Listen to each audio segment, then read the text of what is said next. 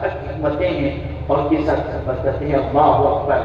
حضرت ابو حامد رضی اللہ تعالیٰ عنہ سے منقول ہے، فرماتے ہیں اگر آپ سامان 100 برس کا پل کی خبر نہیں، اس پل کو یاد کرتے ہیں، یعنی موت کو یاد کرتے ہیں، مرنے کو یاد کرتے ہیں، تو فائدہ کیا ہے؟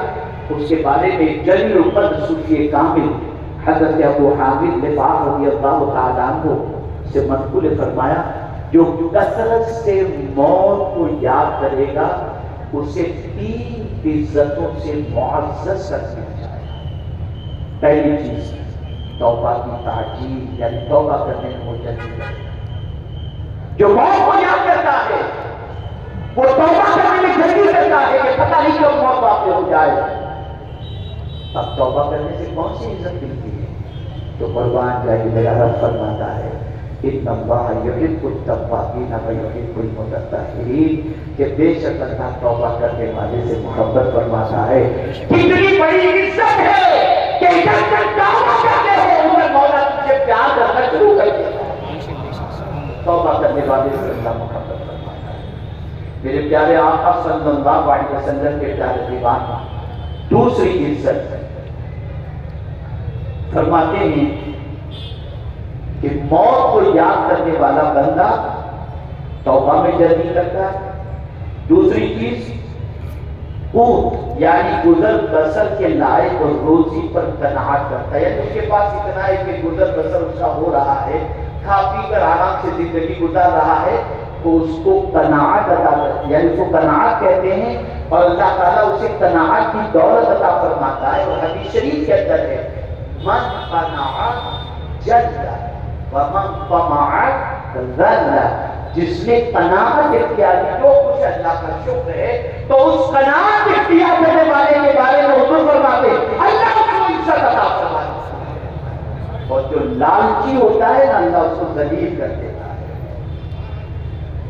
تو موت کو یاد کرنے والا پہلی عزت توبہ میں جلدی، دوسری عزت قناعت پسند اسے بنا دیا جاتا ہے. اور تیسری چیز کیا ہے معلوم ہے؟ عبادت میں نشاط یعنی دلچسپی اور دلچسپی. وہ بہت دلچسپی کے ساتھ عبادت کرتا ہے، جا کر عبادت کرتا ہے، عبادت کا کوئی وقت جانے نہیں دیتا. اتنا چست ہوتا ہے عبادت کے سلسلے کے اندر جس کی کوئی انتہا نہیں. تو عبادت میں چستی یہ بھی مومن کی کامیابی کی علامت ہے. اس لیے کہ منافق جب عبادت کرتا ہے تو سستی سے کرتا ہے، اور مومن جب عبادت کرتا ہے تو چستی کے ساتھ کرتا ہے. تو یہ 3 چیزیں اسے اللہ تعالیٰ اس کو موت کو یاد رکھنے والے کو عطا کرتا ہے. اور جو موت کو بھول گیا، جو موت کو بھول گیا، فرمایا اسے 3 سزائیں ملیں. موت کو بھول جانے والے کو 3 سزائیں ملیں. پہلی سزا توبہ میں ٹال مٹول کے کل کر دوں گا پرسوں کر دوں گا. یعنی جو موت کو بھول گیا اسے پہلی سزا یہ کی سزا ہے. اب یہاں ایک بات میں آپ کو بتا رہا ہوں، بہت سارے بندے عبادت نہیں کرتے، کہتے ہمارے پاس تو سب کچھ ہے، کیا کرنی ہے؟ مسجد میں وہ جائے جس کے پاس کچھ نہ ہو. اور دوسری چیز یہ ہے کہ حرام کاروبار کرتے ہوئے آدمی اگر مال خیرات کرتا ہے اسے جیسوں میں کوئی تکلیف نہیں آتی اور کوئی پریشانی نہیں آتی، تو پھر وہ کہتا ہے یار میں اگر غلط ہوتا تو مجھے مال کو نہیں ہوتا. تو یہ بات یاد رکھیں، خوش بختی کی علامت یہ نہیں کہ آپ کے پاس مال زیادہ آ جائے، بلکہ سن لو اور اچھی طریقے سے سن لو. اگر کوئی غریب ہے اور اسے اللہ سجدے کی توفیق عطا کرتا ہے تو وہ خوشبخت ہے. اور اگر کوئی مالدار ہے اور اللہ سے سجدے کی توفیق نہیں عطا کرتا تو سمجھ دینا کہ وہ بدبخت ہے. اس لیے کہ اللہ جس سے خوش ہوتا ہے اسے بھی روزی دیتا ہے، جس سے ناخوش ہوتا ہے اسے بھی روزی دیتا ہے، لیکن سجدے کی توفیق صرف اس سے ہی دیتا ہے جس سے میرا مولا راضی ہوتا ہے.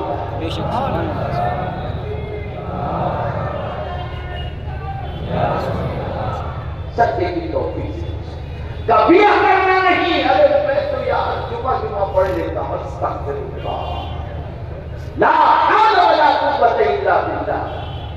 اور پھر یہ کہنا کہ میرے پاس کوئی کمی نہیں، یہ آپ کے دل کی سختی ہے اور اللہ عز و جل کی طرف سے آپ کو سزا ہے کہ اس نے اپنی یاد سے آپ کو غافل کر دیا ہے.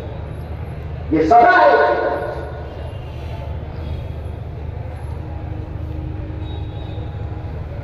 تو جب کوئی انسان موت کو بھول جاتا ہے توبہ بے ٹالنا ہو سکتا ہے. اور دوسری چیز بقدر کفایت مال پر رضا کرتا، یعنی اس کے پاس اگر ہے اس سزا کو ذہن میں رکھیے گا. اور میں سمجھتا ہوں کہ موت کو بھول جانے کی یہ سزا تقریباً اللہ خیر فرمائے، میں نہیں کہہ سکتا کتنے لوگوں کو اس کی سزا مل رہی. اللہ ہم سب کے حال پر طرف کی نظر فرمائے. دوسری سزا جو بتائی گئی وہ بقدر کفایت مال پر رضا کرتا، یعنی اگر ہمارے پاس اتنا ہے کہ ہم کافی طرح اپنی زندگی بسر کرتے ہیں تو اس پر راضی بنتا نہیں ہے، ناراض ہے. تو ناراض ہو جانا کا اگر ناراض ہو جانے والی اگر عادت ہے کم روزی پر، ضرورت بھر کی روزی پر، تو سمجھ لینا یہ موت کو یاد نہ کرنے کی سزا نہ ہے. موت کو یاد نہ کرنے. اور تیسری سزا عبادت میں تساہلی، عبادت میں سستی، عبادت میں کاہلی، جیسا کہ آج یہ بالکل عام معاملہ نظر آتا ہے. میرے پیارے آقا صلی اللہ تعالی علیہ وسلم کے پیارے دیواروں، ایک چیز جو خاص بتانی تھی وہ یہی ہے کہ آج ہم کھانے پینے لہو و لعب کھیل کود میں اتنے ڈوب چکے ہیں اور اتنے مست ہو چکے ہیں کہ موت کو فراموش کر چکے، آخرت کو بھول چکے. یہ بھول چکے کہ اس دنیا سے ہمیں ایک دن جانا ہے، اور کب جانا ہے یہ بھی نہیں معلوم، کب موت آئے گی یہ بھی نہیں معلوم. ہم لگے ہوئے ہیں اسی دنیا کو آباد کرنے کے اندر، اسی دنیا کو سنوارنے کے اندر، اسی دنیا کے جھمیلے کے اندر اور اسی دنیا کی محبت کے اندر. پھر ایک مرتبہ عرض کر دوں، آپ دولت کمائیں، دولت نہیں ہوگی تو گھر کیسے بنائیں گے، دولت نہیں ہوگی تو ہاسپٹل کیسے بنائیں گے، دولت نہیں ہوگی تو بچوں کی شادی کیسے کریں گے، دولت نہیں ہوگی تو بچوں کو پڑھائیں گے کیسے، دولت نہیں ہوگی تو حج فرض ادا کیسے کریں گے، دولت نہیں ہوگی تو مسجد کیسے بنائیں گے، دولت نہیں ہوگی تو تعلیم کس طریقے سے آپ تعلیمی معاملات کے مسلمانوں کو پڑھائیں گے.